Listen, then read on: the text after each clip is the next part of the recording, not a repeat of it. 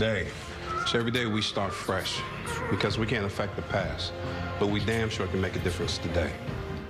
Hi, Hi. are you okay? No, how are you? No, because Chenford's engaged and then they got kidnapped, but they're also engaged still. But we don't know where they're going to the chapel at because Yeah, we don't they know where they're were going, period.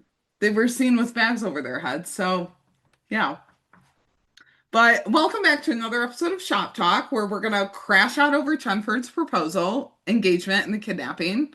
Everett, crash out over that, talk about that, Nolan and Dash and whatever that was, and Miles. But first, we have some news. Take it Yeah. away with the first one. So as you guys know, the Rookie Cast just finished the Paris convention last weekend, and there's a ton of content shared online. We've like retweeted some of that on our Twitter page. But also some of the cast is appearing at the Milan convention next weekend, so they are continuing to be booked and busy. So Yeah, that'll be interesting considering the finale has now aired. yeah, yeah. So last weekend was obviously Paris. The weekend before was Melissa and Lisette in New Zealand. And Melissa and Lisette are both going to Milan too. I'm like, they're 3 for 3. And I Mhm. think they have the creation one at the end of May. And then there's an Orlando one, like Memorial Day weekend. And then another creation the beginning of June. And I think Melissa pulled out of both of the creatives, but don't quote me on that. Actually, I can look. But like, if she's doing 3 in a row, like I could totally see why, because that's a lot. Yeah, there's a lot.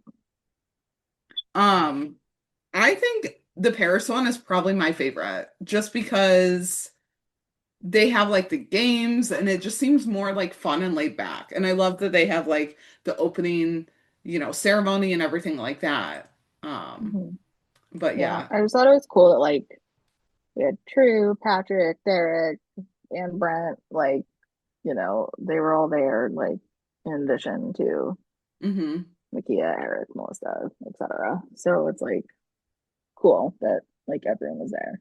yeah, And even like they took Brent. fun photos too. Yeah. Yeah, Brent and So Richard. Like, I loved that they were taking photos with each other.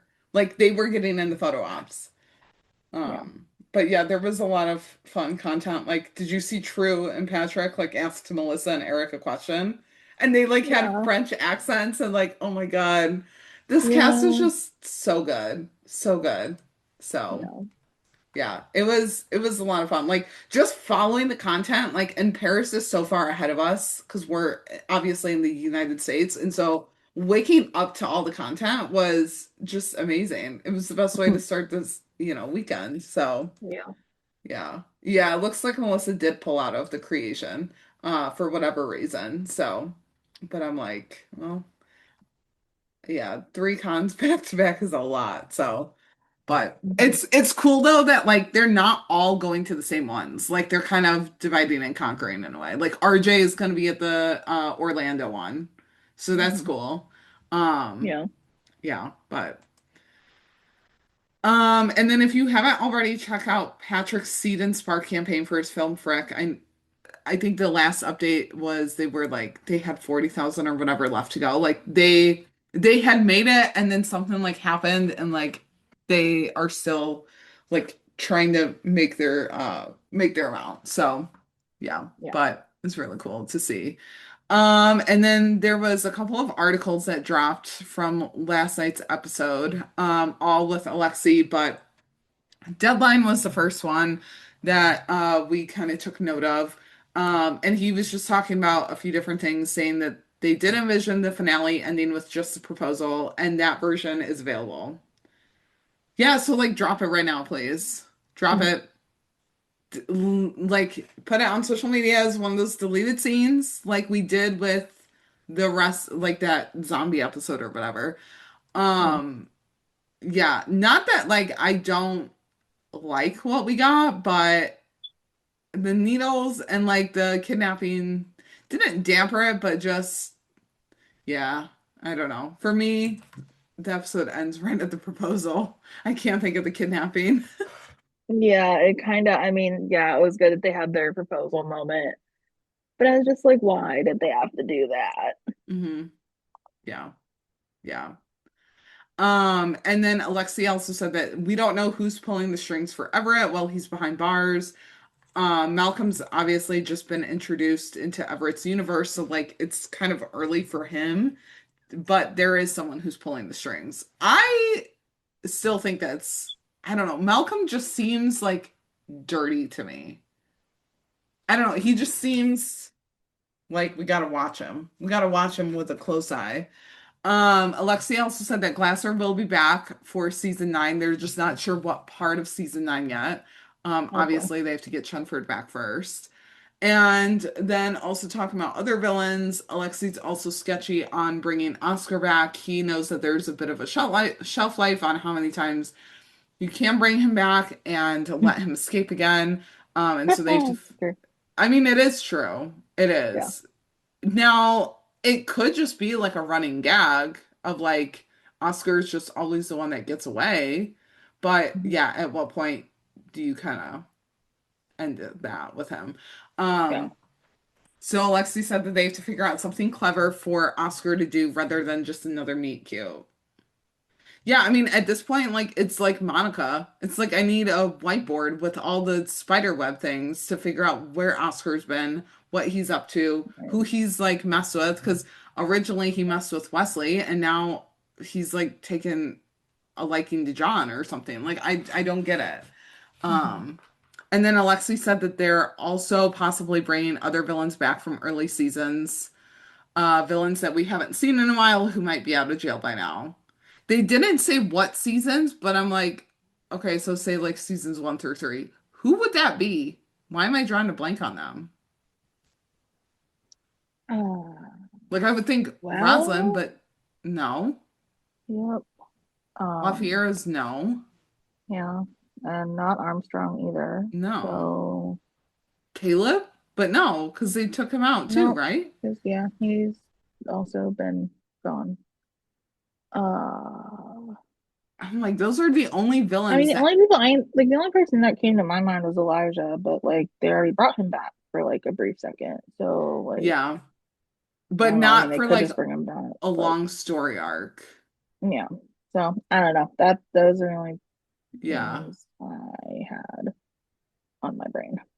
Yeah, I honestly can't think. So I'm like, okay, are they just not memorable, or has there just been a lot of other good villains that I've liked and like I don't know.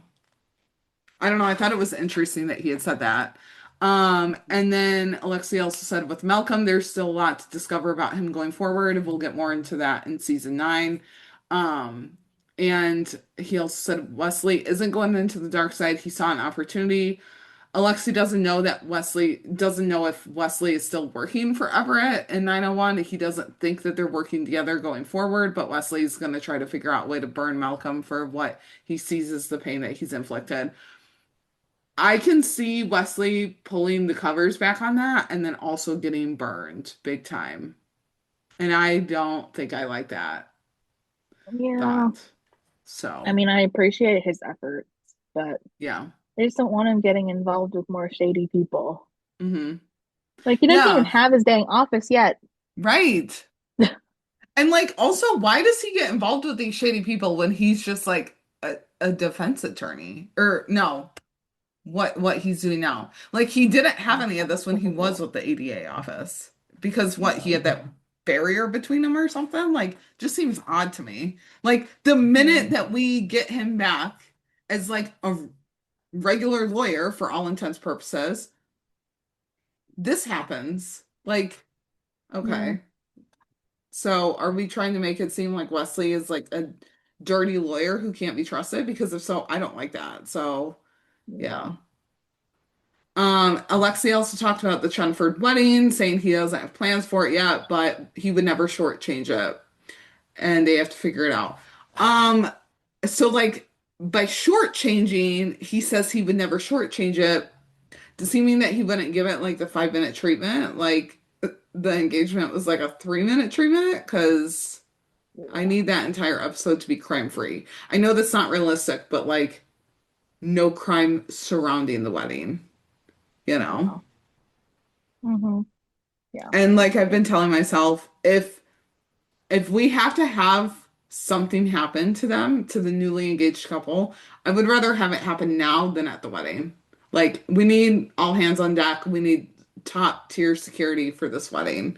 Like, no one can be touched. I don't even want either of them with the scratch on them for this wedding. Yeah. So, and then it seemed like this was kind of like a big focus in the articles that I was seeing, but Gray's future. And the question like coming up if Gray's leaving, and I'm like, okay, I guess like rewatching it, I was like, I guess I could see where everyone's kind of hinting at that. Like, is he gonna leave because of, the task force being done? And like also it's been a long, well, not really a long time, but like kind of a long time since a bigger character has left, so I could kind of see Mhm. it, but I'm like, it's not going anywhere. And Alexei said that he was like, everyone, they're making it work. Richard is hugely important, a hugely important piece of the puzzle of the show. Part of the early writers' room for season 9 is going to be figuring out what exactly his next chapter is going to feel like. Um, and then going along with that, another new rookie was asked quite a bit. They have to figure that out too. Going into season 9, they would need a new rookie, at least one. So yeah, that'll be interesting to see. Take us through the TV Guide article with Max. Yeah, so Alexia thought about the Chenford engagement early on in the season, um, because the season felt long enough to where all the fun relationship milestones could be met, but just, then at the end could really earn it by the end of the season. So that was good. Um, Alexi said that Tim's monologues in the penultimate and during the proposal were, meant to be like, because when we first met Tim, he was very damaged. Um, there's this whole life that the audience didn't know was going on. Hmm. Um, it doesn't excuse his actions, but it explains them. So part of his journey has been coming to terms with the parts of him that were broken. So, and Lucy being the ultimate person who helped him like put all that back together. So, um, they wanted to capture that journey for him and how Tim would talk about the love story between him and Lucy. Yeah. So, and then Alexi also touched on if the final like touch in the episode for them was scripted. It wasn't scripted, but it felt like important to have a special moment that the audience had been wanting for a long time, and so um, like in that moment for them, they're looking to like protect and connect with each other, not even knowing what's going to happen next. So yeah, something for the fans to hold on to, Yeah. um, even though it'll drive us crazy. And then I guess there was a conversation in the writers' room when they were breaking this moment. They weren't going to do it, but like, what if Chenford had brought Kojo to the beach with them? Like, it would have been heartbreaking to have him left behind. That was a bridge too far for Alexi, but it was a conversation that happened. So thank goodness they did not go that route. It was a bridge too Um, far, but the needles and them getting kidnapped wasn't. yeah, I have I mean, thoughts. I digress. Yeah. I mean, we need the drama. I get that, but like, oh, come on. Yeah. Come on. And then on the Miles storyline, they needed something dynamic for the finale. They wanted to put him in a position where it was like a lot of policing, something shocking that can come out of nowhere. Um, and like he's going through like processing work all day and then it won't be exciting. And then he's thrown in, and in the heat of the moment, he's questioning himself, going through all the like doubt and everything. So it was a good territory to explore with him. And then on the task force, for all intents and purposes, that's done since like Monica's gone. There's probably some wrapping it up, but it was mostly focused around Monica. And then on the speech that Nolan gave the Dash about reinvention, was, I guess, feeling like a nod to the potential Rookie North spinoff. Alexi said it was intentional and interesting, according to the network, and Alexi felt like it was a time to be self-aware in that moment. And the ethos of the show, which is that reinvention is always possible and there are second chances. So, yeah. Yeah. And then there was a TV Line article that just kind of talked about all of the other stuff, but Alexi had said as long as everybody survives, there's gonna be a wedding. We're all invested in them, both individually and together. They just need a fresh way to show the wedding now. But Alexi is as invested in their relationship as anyone. So whatever it would be satisfying. Listen, I think the entire fandom is gonna hold Alexi to that. Mhm. Because, like, not only does Chenford deserve this, but the fans and the writers and everyone deserve this wedding to, like, go off without a hitch. Like, be long and drawn out in terms of, like, vows. We see her walking down the aisle, like, all of that. I don't want Yeah. just, like, a 5 minute thing. So, Mhm. yeah. Yeah. But that's about it for the news. So, take it away with the Everett stuff. Yeah. So it starts off for that part of the episode with Gray and Garza are going through their checklist, making sure like all the routes are covered, everything's guarded, and that they've rounded up 20 of Everett's associates. They're in custody since it's the day of his transfer to the courthouse. Gray wonders if someone like Everett would mind prison, and Garza told him that, he served time in the army, so like he's used to it, but he doubts that Everett thinks he'll be in jail for very long. Um, they go in to see him with his ever growing legal team, which now includes Malcolm Walsh, aka the lawyer who got Liam Glasser cleared of the charges. Uh, and they basically warn him that if anything goes sideways, that things won't be good for him or for the legal team because they'd be charged with collusion. And really, the only thing they care about is getting him to the courthouse. Like, they don't really care how, they don't really care why. Like, they just got to do it and it's got to be done. So then we see Malcolm stop by Wesley's house unannounced, and Wesley doesn't like that he knows where he lives, which, I mean, same. That was a little odd, Yeah, but I'm gonna apparently, need him to forget where he lives, so yeah, yeah. seriously. But apparently Malcolm has a proposition for Wesley, basically to get Tim to drop the bribery charge when Everett said he'd pay 10 million to be let go. To like drop that charge against Everett and basically he'd get, paid for it for, implying for his office or to get new clients. Um, Wesley knows that Tim's the best of the best, so like his story is credible.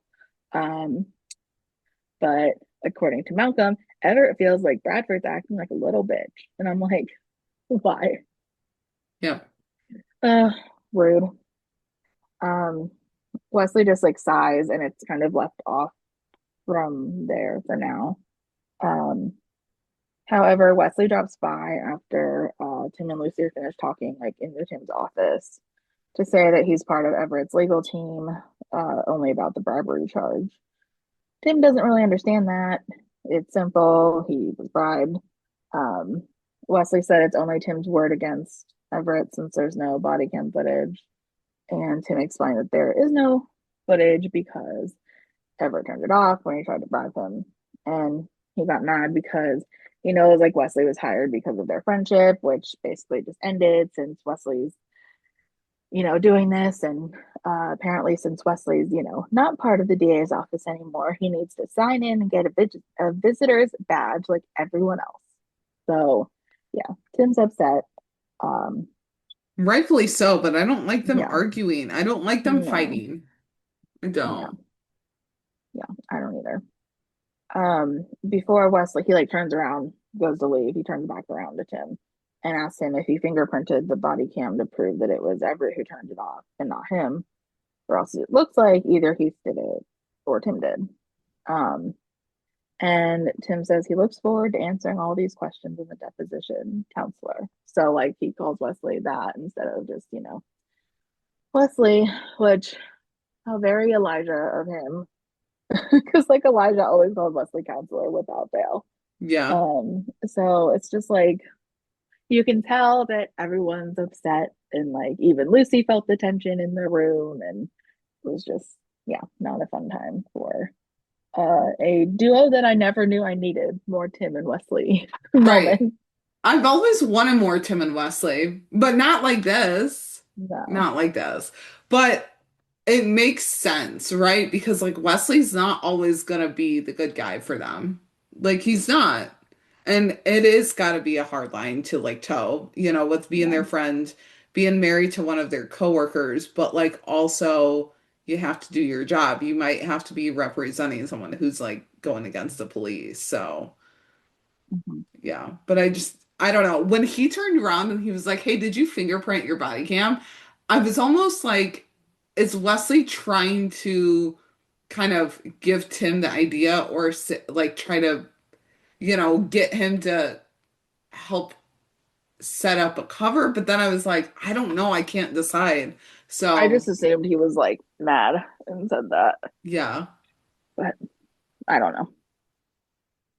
Um, but yeah, so as he's being transferred, Garza mentions that it's good to have the guy from like a few episodes ago, early in the season, that like helped that Nolan helped save in the fire tunnel. I think his name was like Walker or something. Yeah. Um, and so it's like good to have him back. So he's like driving the one car, and then the other car, Gray tells Tim the mobile watch command like works, but Tim wonders if it'll be his much longer, considering the fact that once the task force ends, Gray would be or could be back as watch commander. But Wade doesn't know for sure what his next move is, so they kind of leave it a little open ended on that account. Um, and then while on escort, they notice a like big wheeled truck that like appeared to kind of like drop something or have something drop out of the back that made the bridgeway like smoky, so they stop to check it out. But of course, when everyone gets out to investigate, it's not the truck they have to worry about, but a helicopter complete with sniper that starts shooting at them. Hmm. And if that wasn't enough, a giant magnet type thing comes down and grabs the entire prisoner transport vehicle and drags it up and over the freaking ocean. Like, what the actual heck? Yeah, I was that's a just new like so way. dumbfounded. That's a new way for a criminal to get away. Never once seen that before. Crazy. Okay, I knew that there was more to come, obviously, because we were like way too early in the episode, but I was like half expecting for something to happen and like I don't know, someone to like fall or something. I was just like, yeah, no, this is Mhm. this is how it's happening. But even the drivers of the police van were like, what is going on? Like they were just Yeah. as shocked. Whatever happened to them? I want to Oh, know. it'll.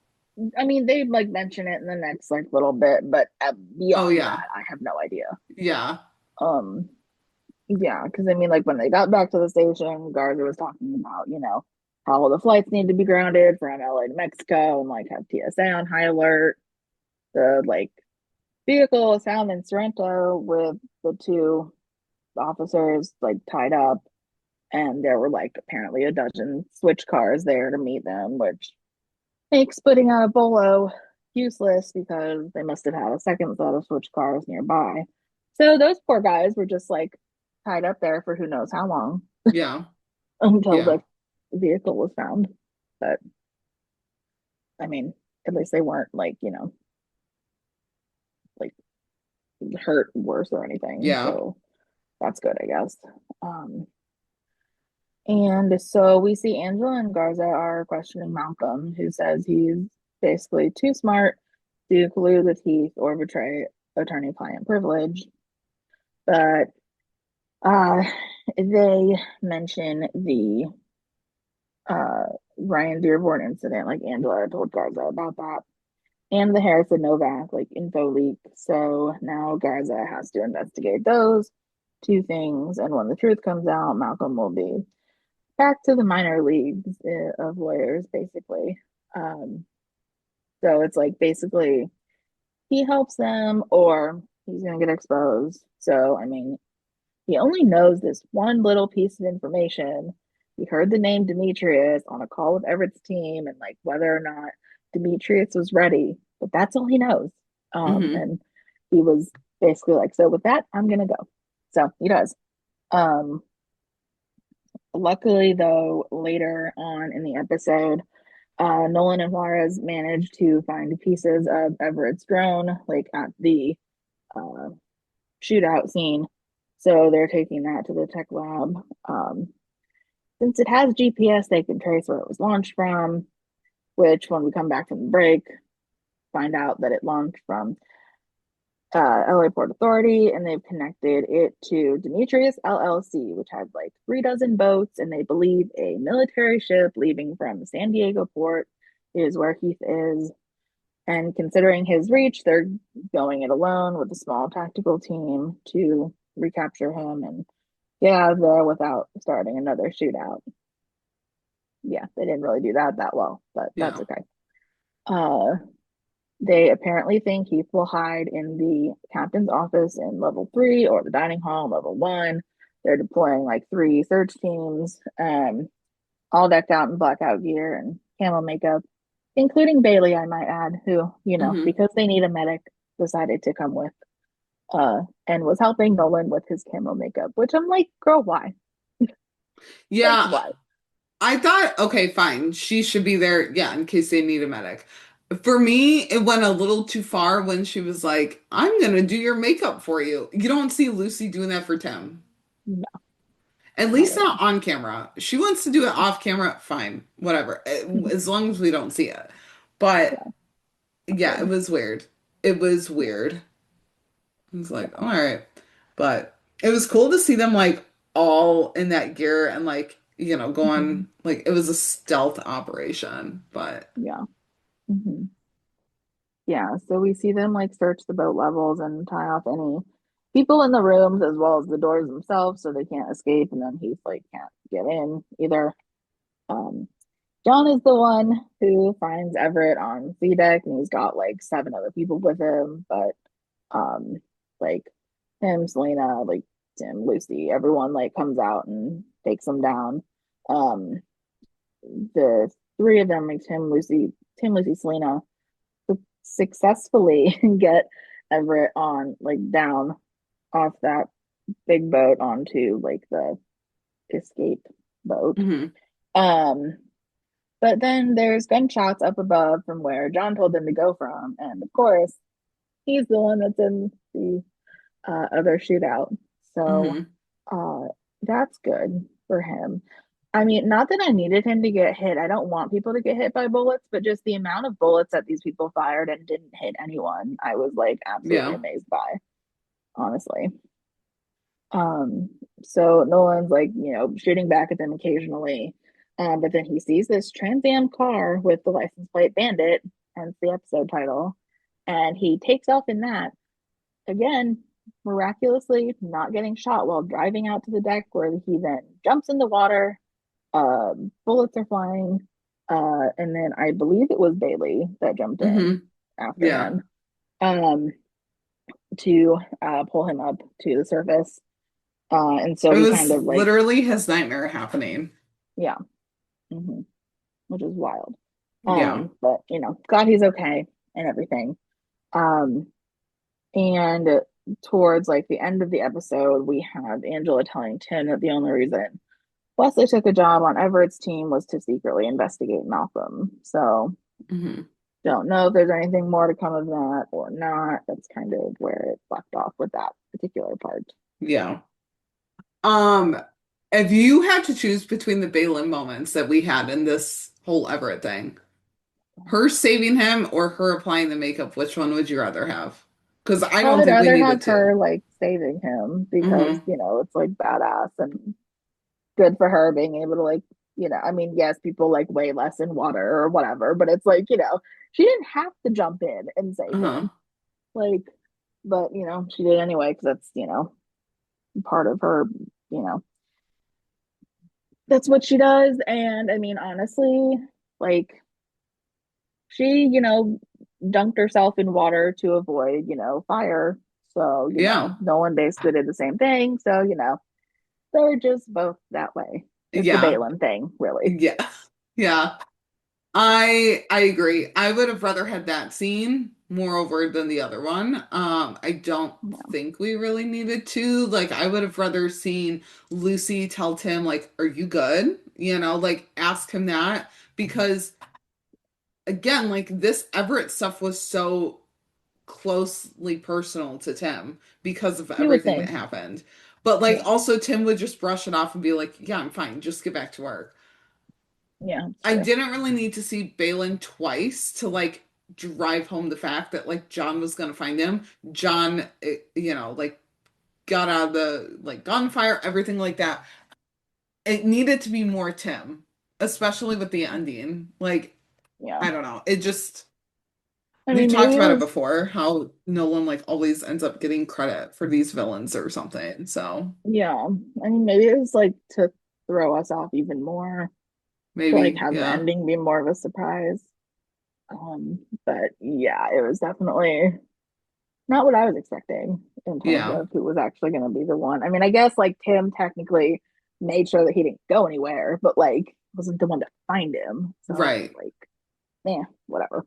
We also don't know like what's happening with Everett. Like, are we just supposed to assume that he was taken back into custody? I guess, right? Because then those Yeah, I people think came and so. they were like, this is payback or whatever. So, Yeah, yeah, I guess. but I would But assume, I mean, yeah, I would assume that he probably like had something maybe in motion because like he was still talking to those people or doing whatever he was doing, just like sitting there on yeah, the like in that open space, like when John and Selena came and like ordered people to, get up and, get down yeah. on the ground and stuff. So I don't know. Maybe he like had a contingency plan Mm-hmm. of Yeah. some kind, The whole probably. ship thing is interesting to me because okay, yeah, like they obviously didn't have all the manpower to take everyone that was on the ship back with them or whatever. And Mhm. I remember seeing like Lucy zip tied, like the door shut or whatever, so like those guys in that room could not come out. We Mhm. know that the machinery was powered down. What happens to those people that are all on the boat though? Do they all just like, they're not set free? They're part That's of true. Everett's squad. I don't So know. like, Maybe they like took the whole like ship. Like, I mean, they probably docked it and then like hmm maybe got all the people out. We just didn't see that part yeah. or Especially because something. like the machinery is down, so like maybe they can't like start it back up again or whatever. I don't know. Oh, yeah, it's Seemed true. weird to I don't me. know. Or maybe But like the rest of like Garza's team that was like, helping with like the like on the task force, like did that part yeah, or something. I yeah. don't know. Also, are you, I don't know, maybe it was just me, but I was like, I don't know if I really trust that Walker. Like, I feel like he could be either part of Everett's team or like kind of feeding information. I don't know. I thought, I did think of it, but I mean, I thought it was like kind of, I don't know, just like random that he like came back hmm then.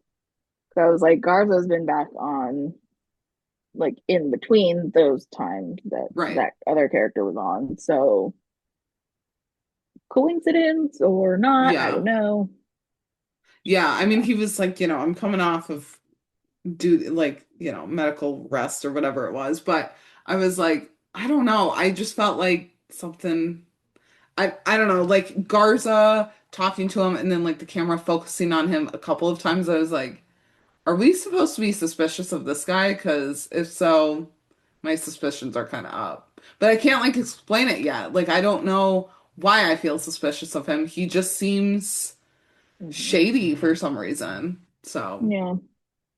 yeah. Next we have Lucy and Miles.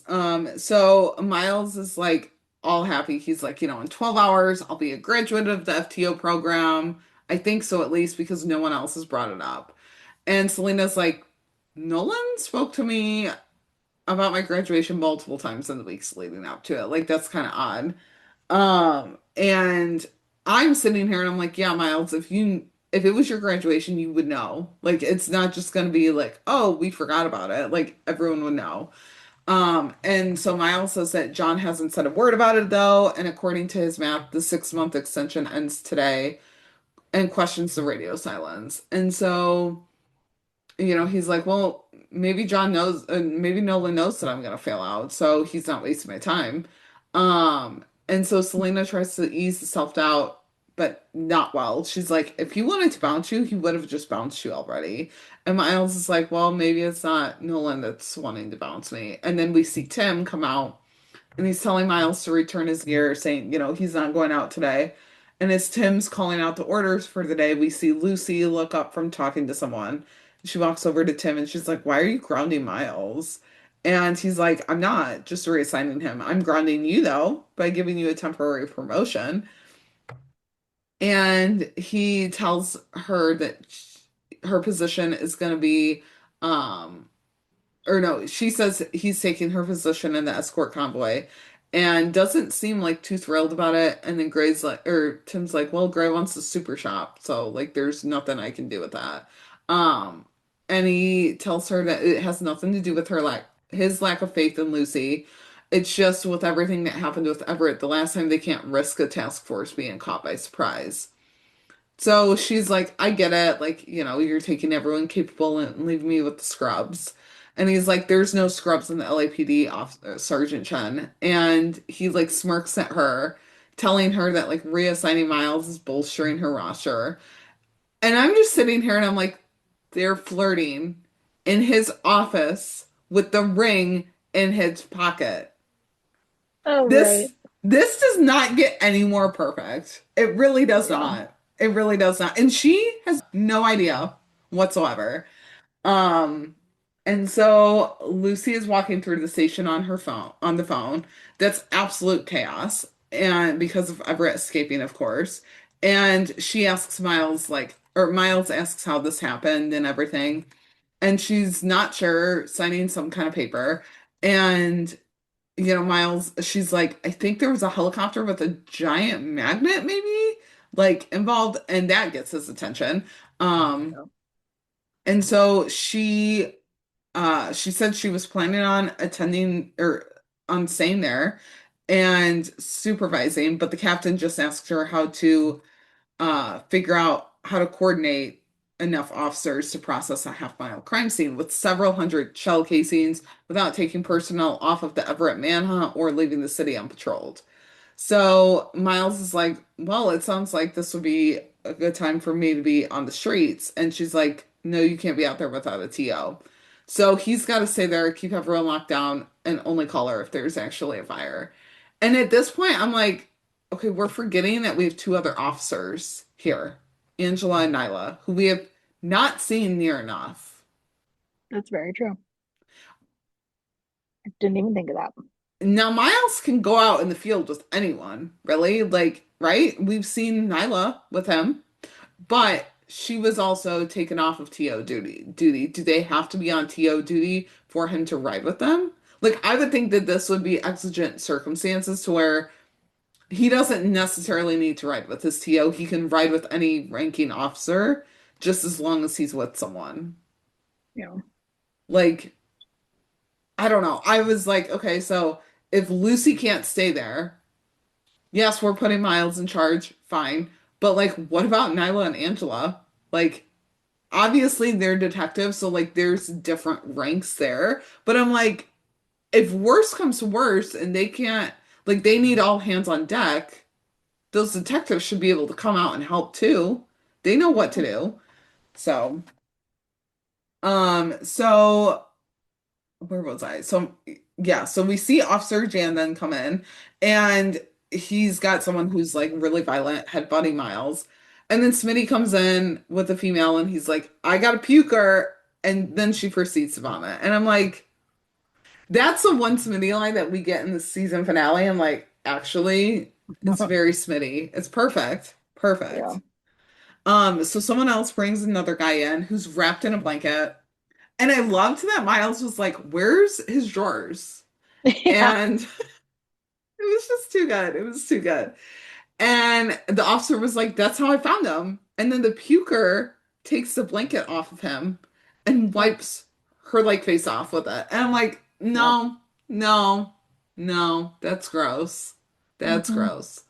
So Miles is taking the lead with getting people booked, working with another officer to put someone in a holding cell when another criminal, Bledsoe, pulls out a gun. Lucy's like in her office taking the shot through and takes a shot through the window when she hears all the gunshots. Shattering it, jumping through the window. Which I saw someone post on Twitter and they were like, yeah, we're not talking about this comparison enough. And it was Tim doing that and then Lucy. And I was Oh, like, that's fun. Yeah. yeah, you know what? We're not talking about that enough. Um, Yeah. so So Miles takes cover, then subdues the shooter. They get him back in cuffs, and Miles isn't hit. Lucy calls for backup and RA and wants to know how the gun got in there, immediately thinking that Miles missed something when booking people. So Lucy and Nyla walk into the roll call room. Lucy's pissed off, with which rightfully so. Yeah. And reminds him that everyone who walks through that door has to be searched thoroughly, first by the arresting officer, then by processing. And Miles is like, I know, I searched them. Like, I don't know how that gun got there. Um, and they wonder if he deviated from normal pat down procedures, which he says he didn't. But Miles is like, he was combative. Like, it took two of us to control him. It's not possible that he missed the gun, but Miles searched him thoroughly after he was restrained. So Miles is like, I can pull the security footage, and Lucy's like, no, Nyla's gonna handle that. Because Miles is sidelined until this all gets sorted out. So towards the end of the episode, we see Miles in the men's locker room stressing out. He's crashing out too. And Nyla enters and announces herself, and she tells him that she scrubbed through 32 hours of security footage, and the gun in question belonged to someone who was brought in with the night shift crew. Both officers, Wingate and Samuels, were on night shift, and they claimed that they searched Foley, who had the gun originally, but failed to find the weapon in his boot. Um, and because he didn't want to get pinched at the courthouse for his arraignment, he ditched the gun in the cell. And that's where Bledsoe found it and then made that bad decision. So Nyla says that Wingate and Samuels are on administrative leave pending a full investigation. And as Nyla leaves, Miles is just like, so what happens with me? And she's like, you're in the clear. Like, none of this was your fault. And so he's relieved, and she praises him for handling a dangerous situation, telling him to go home. Tomorrow's another day. Which I liked that parallel because rewatching it, Tim was like, every day's a big day here, Penn. And then, like, when she says tomorrow's another day, like, it was just kind of a good parallel and like a good way to bring it full circle. Like, yeah, every day is going to be a big day, but it's also like you always have another day to like make up for it or whatever. Um, and so he asks then if he's still a rookie, and he thought that this was his graduation day. He counted the 6 months probation and like it added up to today. And she's like, did you count the time that you were in specialized training though for crisis management and de-escalation? And he's like, I thought that went towards probation, but it didn't. And so we find out that he still has about 3 weeks left as a rookie. Nyla adds, though, that with how he handled himself today, she might put in a recommendation to Sergeant Bradford that his timeline be accelerated. So he lets out a sigh of relief. He can rest easy now. Like, he's still a rookie for about 3 more weeks.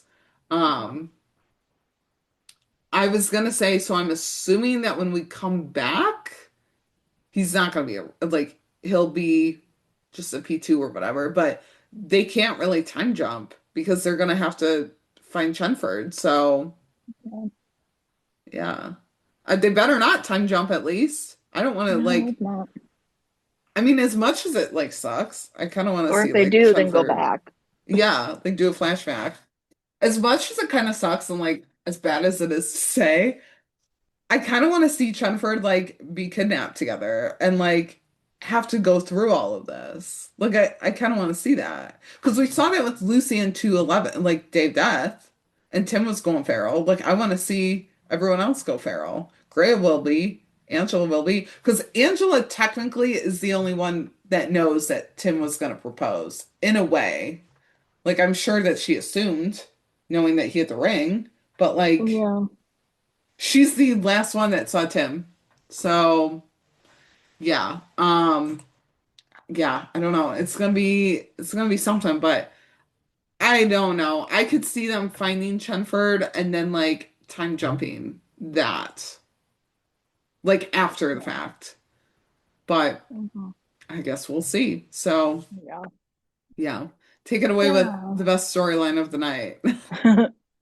Yeah, so the Chenford of it all starts with the sneak peek that um the that we saw hmm earlier this week with Tim coming over to Lopez's house to check on the engagement ring for Lucy, and Angela tells him, he doesn't need to see it every day. He insists not every day. Um, but Angela informs him that Emmy found it and stuck it up her nose. She cleaned it though, so no worries. But he can't keep it there anymore.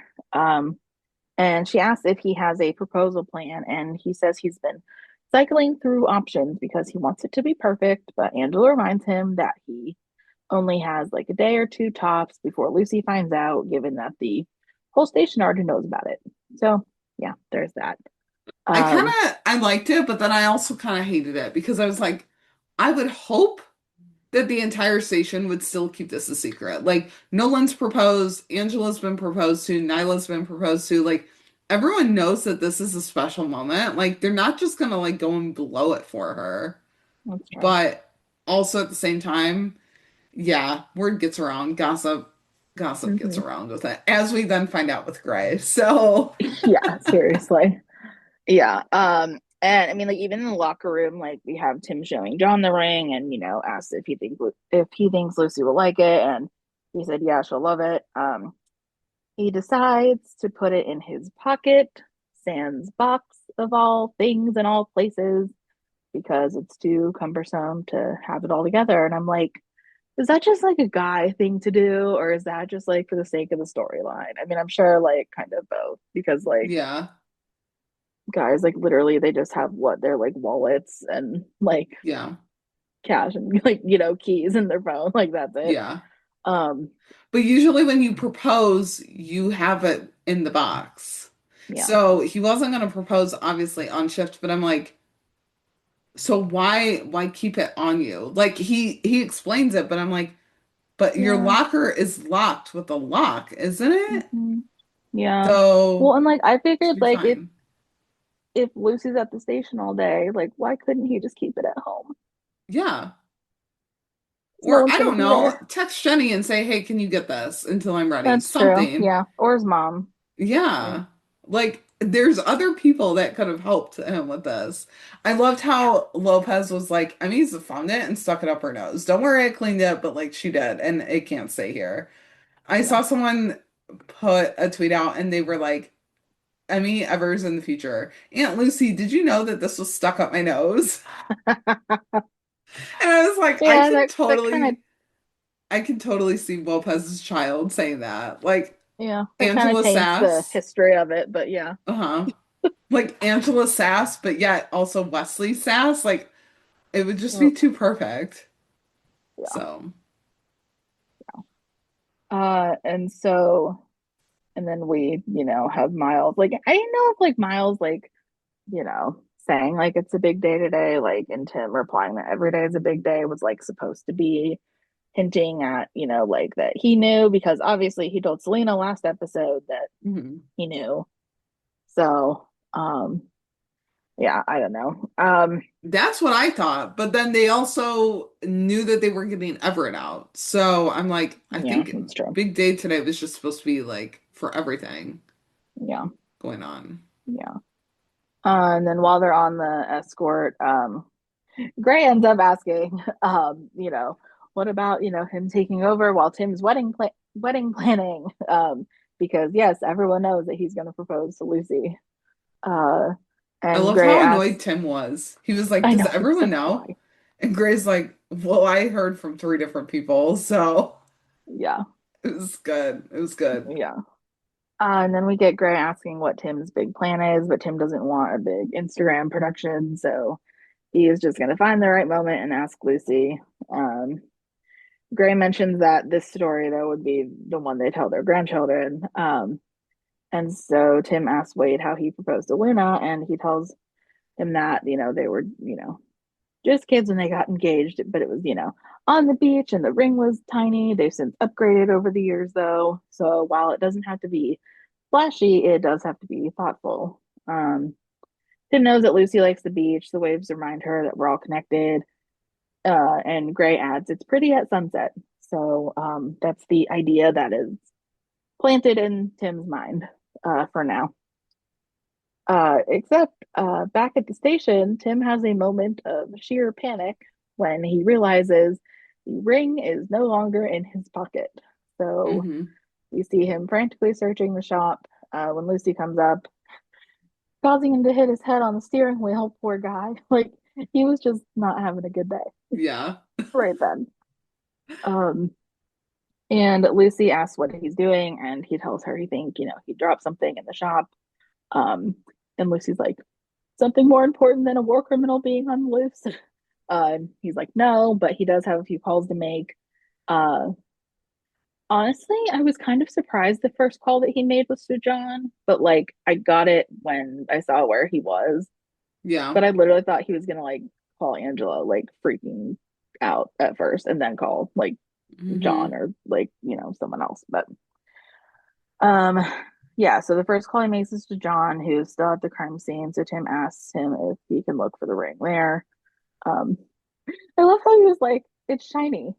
John's like, but so are the millions of pieces of glass and bone fragments everywhere. And I'm like, wow, John, that is not the time to be sassy with Tim. And I loved how Tim was like, like he just totally forgot what just happened. Right. I'm like, oh the my man gosh. was broken. Yeah. He was stressed. Yeah. And in true Nolan fashion, he asks that, if he does end up finding it, does that make it evidence to be bagged and tagged? But Bradford thinks that that's a gray area. But John will document everything just in case it comes up later when he finds the ring. Not if he finds the ring, but when he finds the ring. And he also asks if he can bring Selena into the loop to help with the search. And Tim's like, yeah, sure, whatever. You do what you gotta do. Turns out John and Selena had no luck in finding the ring. Honestly, I kind of wanted to see Tim's face. Yeah. Like if John had the opportunity to tell him that. Yeah. There were definitely parts in this episode that I feel like we missed out on that could have been really good to see. Like John could have threw in there that him and Lucy used to date, like any of the times he was talking with Tim. Yeah. Like literally seeing the ring, he could have been like, she'll love it. And Tim would have been like, really? You think? And John could have been like, yeah, I would know because I dated her and like she, Yeah, I don't know, or like something. they had, like, oh, we thought about getting serious for a second because I mean they did at one point. Well, she did, he didn't, but yeah, I suppose it would just be awkward. But in the same vein, though, like it's awkward, but it'd be funny awkward because it's the rookie and it's those two and whatever. Yeah. So while John and Selena didn't have luck finding the ring, Angela managed to find it and brought it to Tim's house. She found it in the super shop, and he should have just asked her for help in the first place because, she has experience finding Legos and like other toys and food and blah, blah, blah, like whatever other things toddlers and infants toss around in the car she can find. And Tim shoos her out, like says thanks, but shoos her out just as Lucy comes to the door asking who he was talking to. He said it was just the mailman. Tim suggests that they go for a walk on the beach, and Lucy says, yeah, she'll just get changed real quick. And then we see them on the beach, mesmerized by the view, and she wonders if he's ever had like a moment that you want to remember as it's happening. And he like agrees, like, yes, he's had one. And then he turns and he gets down on one knee, telling her that, for the last 8 years, she's shown him how much light there truly is in his world. And she healed parts of him that he didn't know, even know were broken. And he wants to spend the rest of his life proving he's worthy of that love. So will she marry him? And of course she says yes. And they kiss and she loves the ring and everything's going great, right? Everyone's happy. Yes. Everyone's so happy and they're enjoying the moment. And I For was like, so ready for it to just end there. yes, for like 20 seconds. Everyone was happy. Let's leave it Yeah. there. Yeah. He should have picked, like, he should have done it earlier. Like, going back to Gray, being like, just do it. Like, you don't need the right moment. Yeah, yeah, Tim, you could have done it 2 days ago, and you probably wouldn't have had this. So, Yeah. Although you never yeah, know though, because I mean this thing was like so sneaky and like I that's was not true. expecting it at all. That's true. Yeah. Um, because, everything's going great and fine and dandy until another couple walking by offers congratulations. They say thanks. And they're stuck with needles full of some sort of knockout agent. And Hmm. as they're like fading into oblivion, the woman says, Heath Everett says, payback's a bitch, as hoods are put over their heads and as they try to like touch hands and try to hold hands. Yeah. Yeah. So, yeah. When I was rewatching this, I got flashbacks for Lucy to Day of Death when she like met Caleb. Because Yeah. he he didn't stab her with the needle, but like, you know, No. like messed with her drink. But like just the way that she like went down and kind of like got woozy and everything, I was like, oh, so we're doing this again with Lucy, Yeah. but now we also have Tim in there. Yeah. And like So, sadly, it was like the same kind of camera angles, they did like during the wildfire mhm, episode where they were, yeah, talking about their feelings and, stressing out about, yeah, that possibly being the thing to get them. And it's like, yeah, nope, just kidding. Here's this. And I'm like, why? yeah, Why? yeah. Like I get And it, but I don't. yeah, yeah, definitely. I've seen people, I was on Twitter way too long last night after the episode ended. Like I actually needed to like get off of there and like decompress. But people were like already theorizing and speculating like what would happen, like Chenford like being kidnapped together and like under distress and everything. And I saw one tweet, I don't even remember who it was by. I might have retweeted it, but it was like Tim telling Lucy, like, you're not in a barrel, just breathe, everything's okay, like, I'm here. And I'm like, you know what? I can't handle this right now because it's still too fresh. Like, we just got them engaged. We just saw Yeah. the proposal happen. I'm so glad that we had the whole, like, speech, but I'm like, we just had the Me entire too. proposal happen. And now, Yeah. like, for what? Like, that's what you're gonna remember from the season That 8 is what finale. I remember.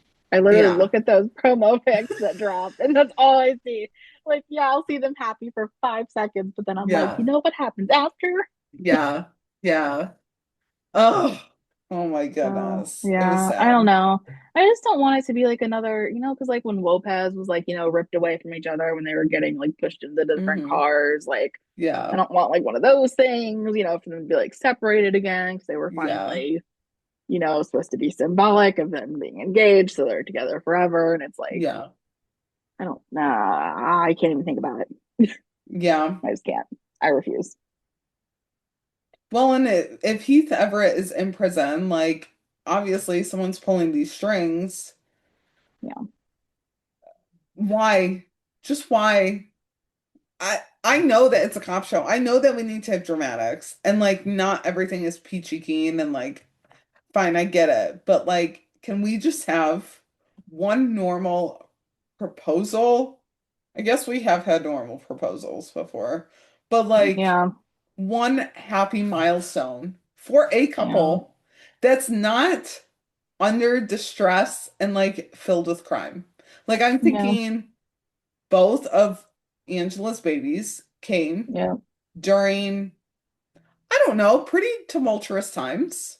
yeah, I mean, Jack was like, we didn't actually see that whole like when she actually had Jack and everything on camera, right? yeah, That was like over the hiatus. But like, I mean, they faked her going into labor with La Fiera. yeah.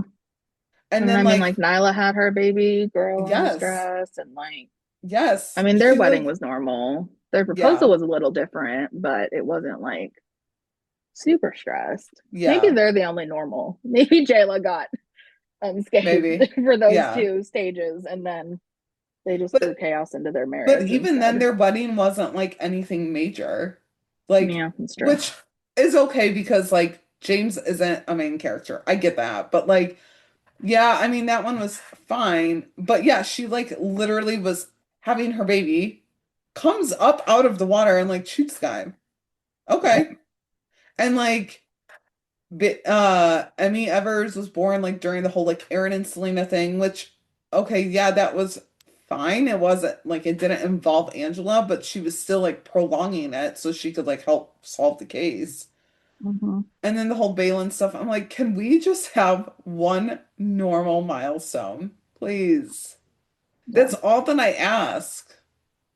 Yeah. But I mean, I guess it makes me feel better that like not everyone or not like it's not specific to a person or a couple that they get like all of the normal things, right? Like, because Yeah. we could easily sit here and be like, well, just like Nolan gets all the villains, like Chenford gets Hmm. all of the normal stuff, or Angela and Wesley get all of the normal, for lack of a better word, like normal milestones and like happy occasions and stuff. But everyone Yeah. kind of has like stuff happen.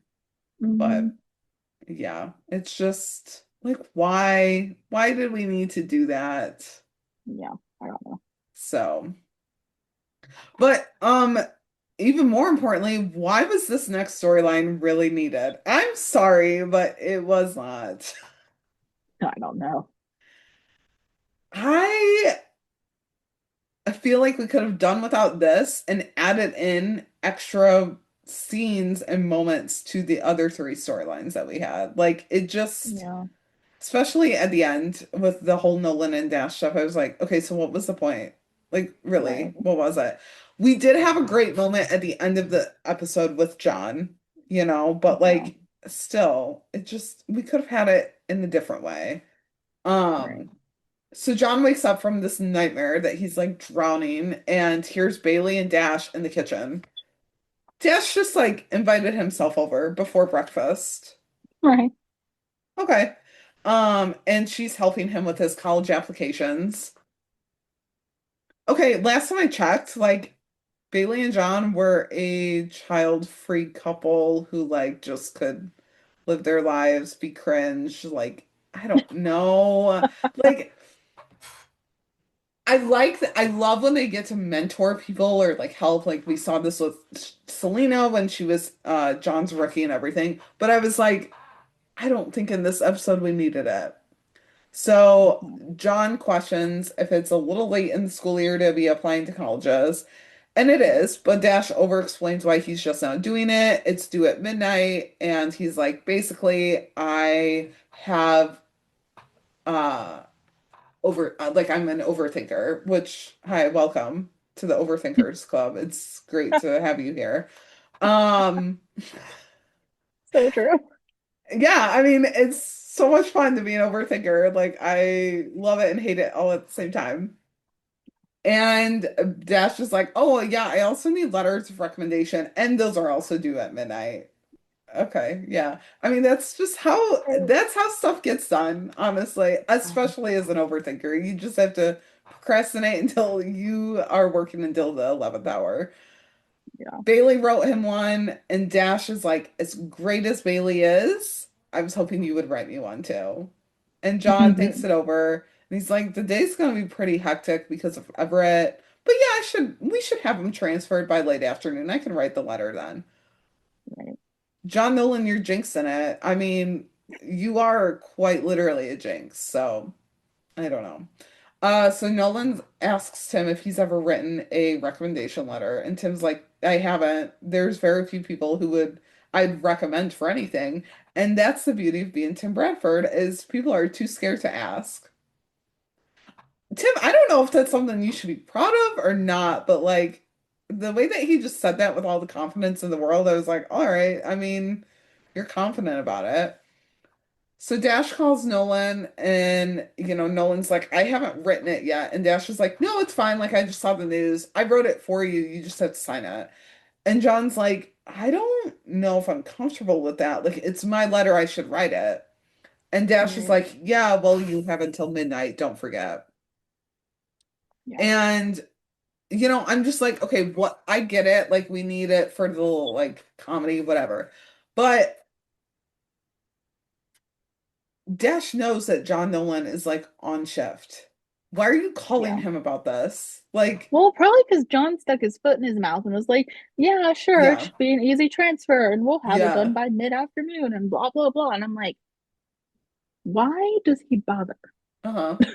But Just wasn't why? wasn't he still on the transfer at this point? Or no, not they had already done it, and then that's when like he was picking up all the shell casings, right? Or whatever. I thought it was in his kitchen, like when they were just like chit-chatting that like morning or whatever. No, I mean like when Dash called him and was like, Oh yeah, yeah. "Yeah, I Sorry. wrote Yeah, it." that was yeah Because he was when he was riding with Selena. They were yeah driving. So I think that mhm, they were still on the transfer. yeah So, or the escort. So I'm like, Dash, like he hasn't even had time to transfer Everett yet. Like, yeah. chill. I get it that it's due at midnight, but also you waited until last minute. So you just Right. you gotta relax here.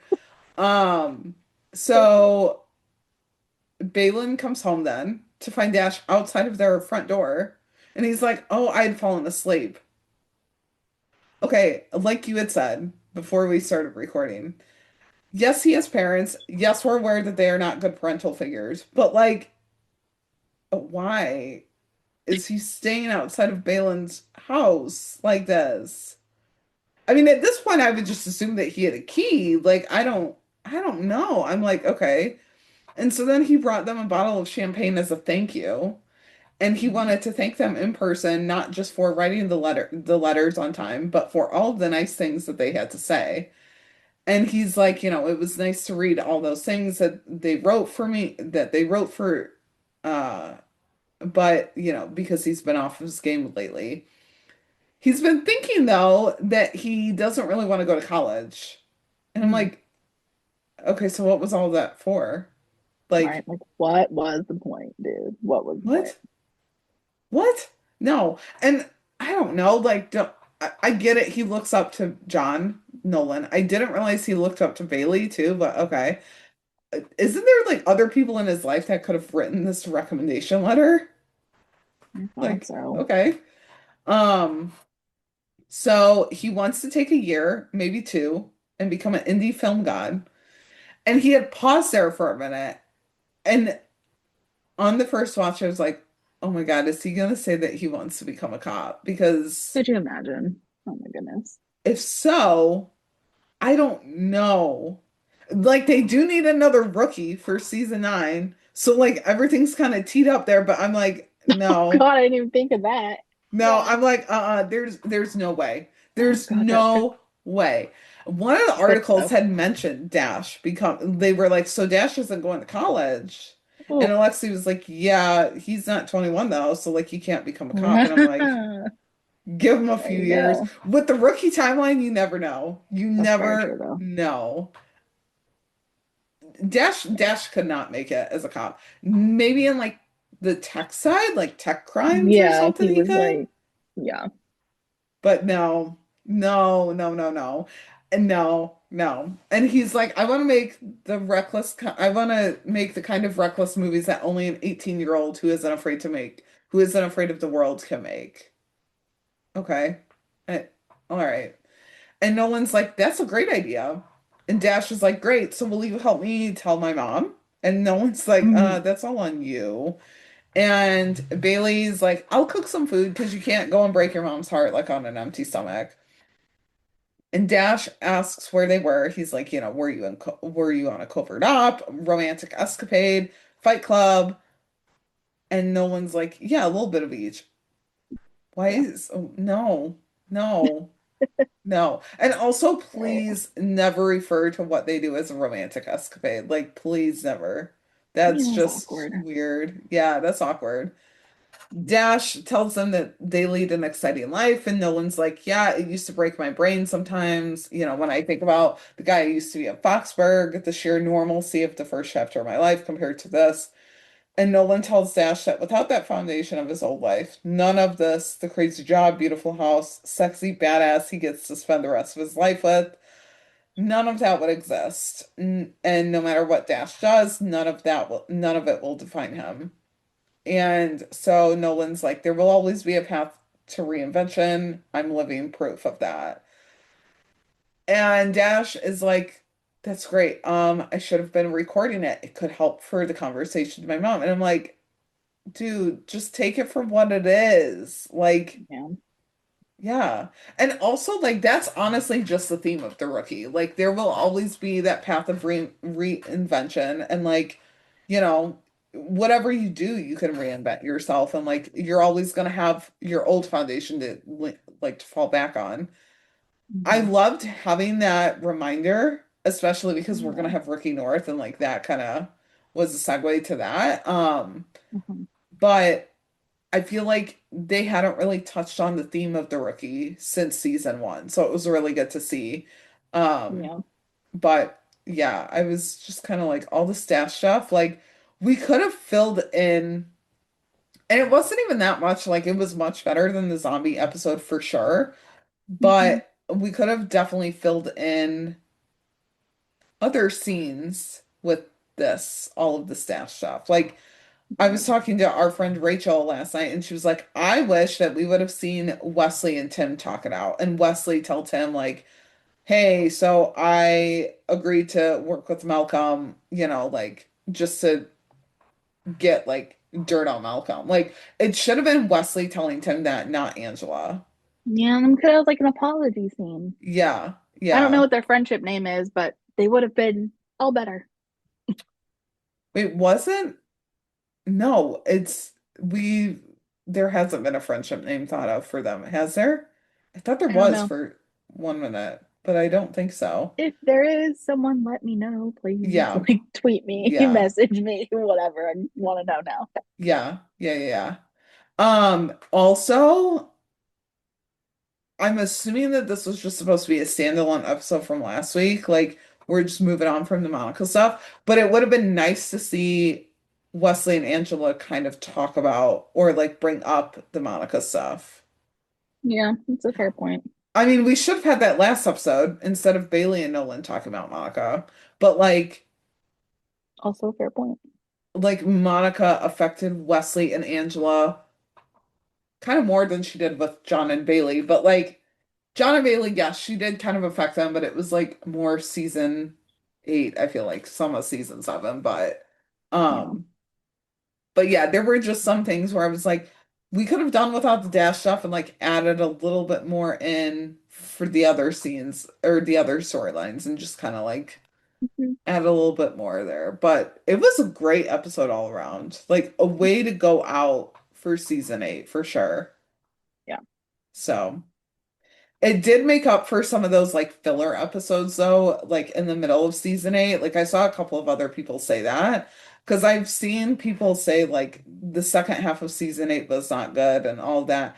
I don't necessarily think that. I think there were just some filler episodes in there that just weren't it. But like that's kind of how it goes like all the time for shows, I feel like. Like when yeah, they have so many episodes, they have to have some that just are a little bit more mediocre or like they don't have much going on. So, yeah. yeah. Hmm. But I think that's about it for this episode, unless you have any other Yeah. notes. Nope, just can't believe we got the Chenford proposal and then it like ended like that. I can't believe it either. I really can't. And like people were like, we're getting a Chenford proposal this season. Like they literally said that since before the season even started. And I remember us being Yeah, like, I don't think so. I don't think we need it just yet. I'm yeah. I'm never doubting this fandom I ever know again. Like we were wrong. I'm sorry for everything that I said and like how no, like I'm never doubting it ever again. So, Yeah, it was definitely a good call on their part. I did see too that kind of unrelated, like it should have been up in the news, but I just saw it. Telltale TV. I don't know if you know of them, but they're like a online like news site. Hmm. They do these like TV awards like at the end of the season for like all these Oh, cool. shows. The Rookie is nominated for favorite network drama Erica's nominated and Nathan are both nominated for Favorite Performer Network Drama. And it's like round one of voting so far. So make Cool. sure that you go vote on their website. Telltale TV underscores like their social media platform. I think that they're like everywhere. I know at least on Instagram. Mhm. But yeah, round one of voting ends on May 7th on their website. So be sure to vote Cool. for the rookie because Yeah. hi. I think you can vote for multiples, but I'm not entirely sure. So, oh yeah, it says you can vote for up to 3 choices per category. So, Cool. yeah. But yeah, go ahead and vote. Just keep an eye out for all of the convention content because like it's always so Mhm. good. I was low-key hoping that we would get some new like TikToks or something with all this, but they're busy, so it's fine. Mhm. Yeah. But Yeah. I think the panels and like the Q&As are my favorite just because we get to see a little bit more. Like I saw in the Paris one, someone was like, "Can you describe the finale in like 3 words or whatever?" And Eric's like giving them 12 and Melissa's like, "Stop. You've already given Yeah. them too many." I Like mean, he he did said say vote. boats, so Yeah. Yeah. So, yeah, it's kind of crazy, but yeah, I think that's it. yeah. So with that, you guys can find us on Twitter at the Shop Talk Pod _, or you can email us at shoptalktherookiepodcast@gmail.com with all of your thoughts. We are on Twitter individually as well. I'm at Carrie Hammond. And I'm at JStarcade04. We are on TikTok at the Shop Talk Podcast _, and we have rookie merch available at shop-talk.dashery.com. We will be taking a bit of a break right now, but we'll be back soon for a few fun hiatus episodes. So, Yeah. yeah. Bye, everyone. Bye, guys. Go get him, boo.